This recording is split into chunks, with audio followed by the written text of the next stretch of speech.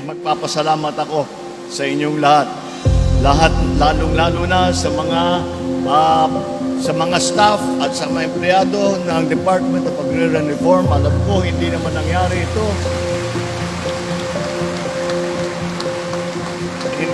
Hindi nangyari ito kung hindi sa inyong sipag at katulungan na maibuo itong IRR na ito.